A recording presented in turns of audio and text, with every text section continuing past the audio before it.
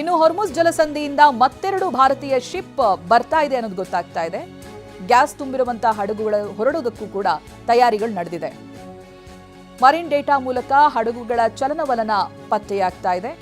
ಕೊಲ್ಲಿ ರಾಷ್ಟ್ರಗಳಲ್ಲಿ ಸಿಲುಕಿರುವಂತಹ ಭಾರತದ ಒಟ್ಟು 21 ಶಿಪ್ಗಳಿದೆ. ಅದರಲ್ಲಿ 2 ಹಡಗು ಆಲ್ರೆಡಿ ಬಂದಿದೆ.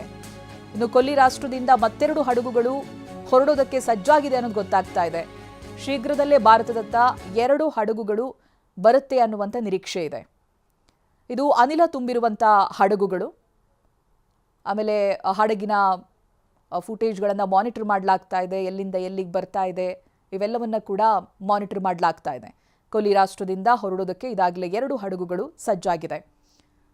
ಸೊ ಅಲ್ಲಿ ಸುಮಾರು 22 ಹಡಗುಗಳಿದ್ದಾವೆ. ಎಲ್ಲವೂ ಕೂಡ ವಾಪಸ್ಸಾದರೆ ಭಾರತಕ್ಕೆ ಇಲ್ಲಿರುವಂಥ ಸಮಸ್ಯೆಗಳು ಒಂದಷ್ಟು ಮಟ್ಟಿಗೆ ಕಡಿಮೆ ಆಗ್ಬೋದು ಅಂತ. ಬಟ್ ಸಂಪೂರ್ಣವಾಗಿ ಪೆಟ್ರೋಲ್ ಆಗಿರ್ಬೋದು ಅಥವಾ ಈ ಅನಿಲ ಸಮಸ್ಯೆ ದೂರ ಆಗಬೇಕು ಅಂತ ಹೇಳಿದ್ರೆ ಮತ್ತೆ ಮಿಡಲ್ ಈಸ್ಟ್ನ ಪರಿಸ್ಥಿತಿ ಯಥಾಸ್ಥಿತಿಗೆ ಬರಬೇಕು. ಮತ್ತೆ ತೈಲ ಘಟಕಗಳು ಕಾರ್ಯನಿರ್ವಹಿಸುವುದಕ್ಕೆ ಪ್ರಾರಂಭ ಮಾಡಬೇಕು.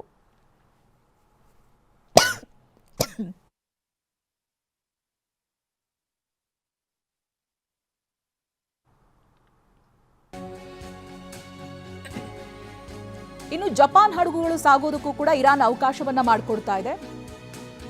ಹೊರ್ಮುಜ್ ಜಲಸಂಧಿಯಲ್ಲಿ ಸಾಗೋದಕ್ಕೆ ಜಪಾನ್ಗೂ ಕೂಡ ಇರಾನ್ ಅವಕಾಶ ಮಾಡಿಕೊಟ್ಟಿದೆ. ಸುರಕ್ಷಿತವಾಗಿ ಹಡಗುಗಳನ್ನ ಸಾಗಿಸೋದಕ್ಕೆ ಇರಾನ್ ಅವಕಾಶ ಮಾಡಿಕೊಟ್ಟಿರೋದು ಗೊತ್ತಾಗ್ತಾ ಇದೆ. ಇರಾನ್ ಜೊತೆಗೆ ದಕ್ಷಿಣ ಕೊರಿಯಾ ಕೂಡ ಮಾತುಕತೆ ನಡೆಸಿದೆ.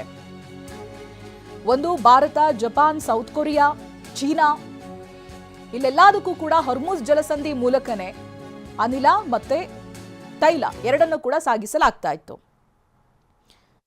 ಈಗ ಹಡಗುಗಳ ಸಂಚಾರಕ್ಕೆ ದಕ್ಷಿಣ ಕೊರಿಯಾ ಕೂಡ ಚರ್ಚೆ ನಡೆಸಿದೆ ಇರಾನ್ ಜೊತೆಗೆ ಮತ್ತೊಂದು ಕಡೆ ಜಪಾನ್ಗೆ ಇದಾಗಲೇ ಅವಕಾಶ ಸಿಕ್ಕಿದೆ ಅನ್ನೋದು ಗೊತ್ತಾಗ್ತಾ ಇದೆ.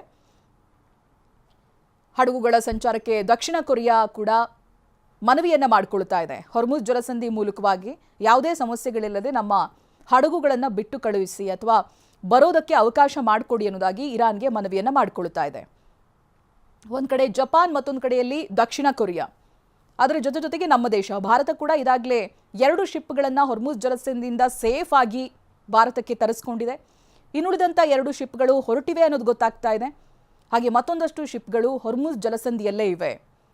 ಯಾವುದೇ ಶಿಪ್ಗಳನ್ನು ಅಲ್ಲಿಂದ 1 ಇಂಚು ಕದಲಿಸಬೇಕಾದ್ರೂ ಇರಾನ್ನ ಅನುಮತಿ ಬೇಕೇ ಬೇಕು ಅಂತ ಪರಿಸ್ಥಿತಿ ಇದೆ. ಯಾಕಂದರೆ ಅಮೆರಿಕ ಮಿತ್ರ ರಾಷ್ಟ್ರಗಳಿಗೆ ಇರಾನ್ ಬಿಡ್ತಾ ಇಲ್ಲ.